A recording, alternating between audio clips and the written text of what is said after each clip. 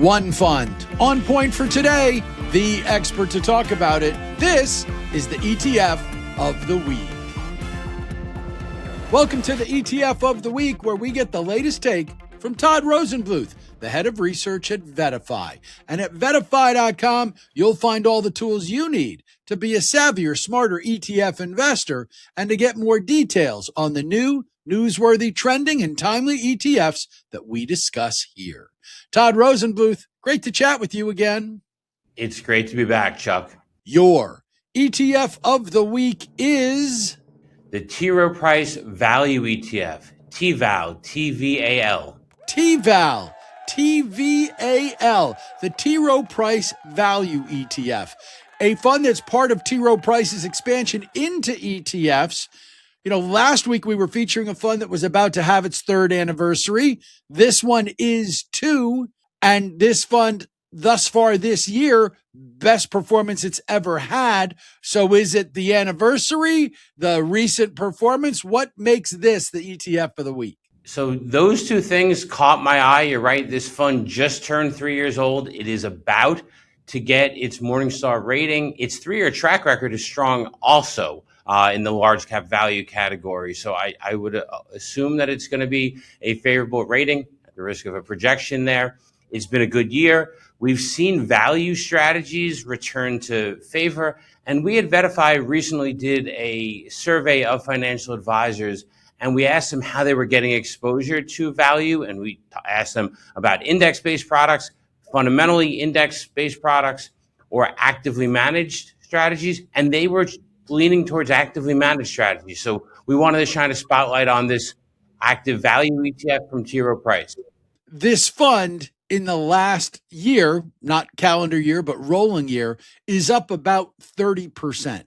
That's not what anybody really expects to see from a value fund. They've hit a sweet spot. Is that the market has been particularly kind to value, like that kind to value, because nobody really expects that to continue for too long. Right. So the benefits of this fund as an actively managed fund is you have a team of analysts covering those individual stocks. You have a portfolio management team that is assessing the run up in certain stocks to understand if the fundamentals remain strong. You're right. It's been a good year. As I look at the holdings, I'll see some stocks in there that have performed quite well. Micron Technology in particular is a top 10 holding at roughly 2% of the portfolio. But you'll see a mixture, not just of tech stocks. There's energy stocks like Exxon and Bank of America in the financial sector.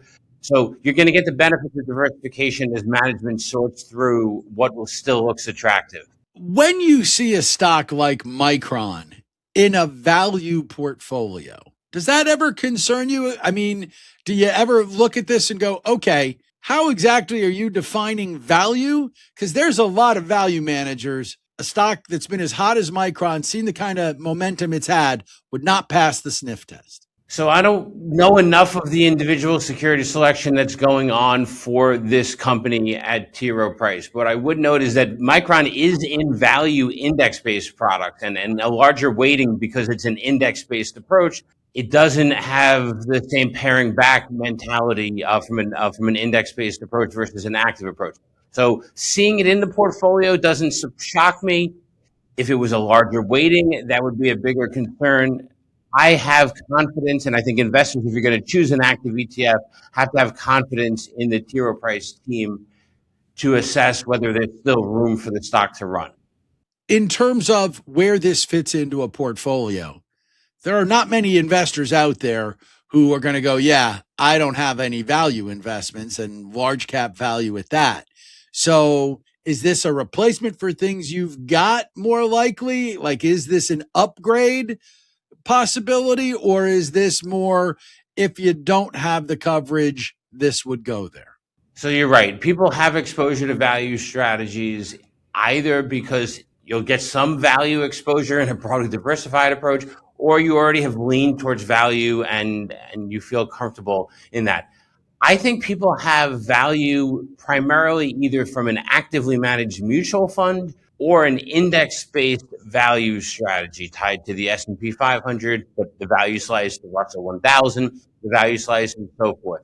So this fits the middle ground to me. This is an actively managed ETF, which does both things. You get the benefits of that active management, and you get the lower cost structure and the tax efficiency from a proven manager like T. Rowe Price. So I think this can be a complement to existing strategies or people who are leaning more and more towards ETFs. This can be the go-to vehicle to get active value exposure.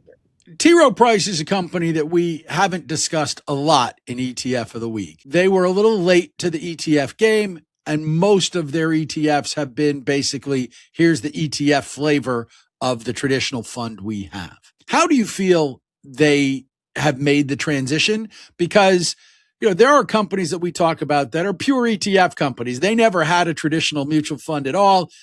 They came in, this was their business. And then there are companies, T. Rowe Price, Fidelity, et cetera, that kind of resisted the move for a while and are now there and all in. They had tremendous benches and tremendous talent when they were running traditional mutual funds. They brought that to the ETF space, but the ETF space is pretty picky and pretty hard to deal with. So how do you evaluate a firm like T. Rowe? Is this, I love watching the old line companies get there, and oh, by the way, they still carry a lot of weight? Or is this, they're still a small player in the ETF space? The short answer is they're still a small player. They crossed the $25 billion milestone in assets under management for ETFs a little over a month or two ago. They now, I believe, have closer to $30 billion in assets under management the last time I looked. They've been investing in the business and building out their product lineup. So you're correct, and your memory is correct. The first wave of their products were ETF versions of existing mutual funds. This fund, TVAL, is not. It is a standalone ETF. 3 years ago, T. Rowe Price started to build out its lineup and has continued to do so with some sector products, some fixed income products, some options-based products. But so TVAL is a great example of when they've leaned in, it's worked. It's outperforming. It's been gathering assets. This fund is soon to hit $1 billion if it continues with its growth. And that's just a real strong sign to me of what T. Rowe Price is committed to. In the old days of traditional mutual funds, they tried to create a family, not just T. Rowe Price, every fund firm was trying to create a family, and they kind of wanted to be all-inclusive. I'm curious for you at this point, because, of course, you evaluate all funds. Do fund families make sense? Like, other than you might be an investor with a certain firm in your 401k where you only pretty much have choices from T. Rowe or Fidelity or whatever. Does fund family investing matter? Is it really important to you that a fund company have a fully developed lineup, or is that what's good for them and you as a consumer don't care? So I think investors should have choice, and they should have the opportunity, if they believe in active management, to have their active capabilities tied to a couple of firms, because it's just hard to do the due diligence and understanding of the investment process and approach across the lineup. But not all funds are going to be strong performers. Not all funds are going to make sense within a portfolio. So we have seen investors and advisors build a strategy of portfolios using active ETFs from one firm or two firms in particular. But I think people should look at TVAL as a standalone ETF, determine if they think it makes sense in their portfolio and understand the investment process and know there's a deep bench behind it. If they already have an active value ETF that's working for them from a different firm, that's okay. Just have this on your radar, know this is out there. And if your other fund doesn't do what you want it to do, there's another strong player out there. And that player again, TVAL, TVAL, T. Rowe Price Value, the ETF of the week from Todd Rosenbluth at VettaFi. Todd, great stuff. We'll see you again next week. It's always a pleasure. The ETF of the week is a joint production of VettaFi and Money Life with Chuck Jaffe. And yes, I'm Chuck Jaffe. You can learn all about my hour-long weekday podcast by going to MoneyLifeShow.com, or you can simply search for it wherever you find your favorite podcasts. Now, if you're searching for more information on your favorite ETFs or the ones we talk about here, or maybe your next favorite ETFs, go to VettaFi.com and dig into their suite of tools that will help you make better decisions. They're on X at Vetta_Fi. Todd Rosenbluth, their head of research, my guest. He's on X as well at Todd Rosenbluth. The ETF of the week is here for you every Thursday. Please make sure you don't miss an episode. Just follow us on your favorite podcast app. We'll be back next week with another ETF for you to consider. Until then, happy investing, everybody.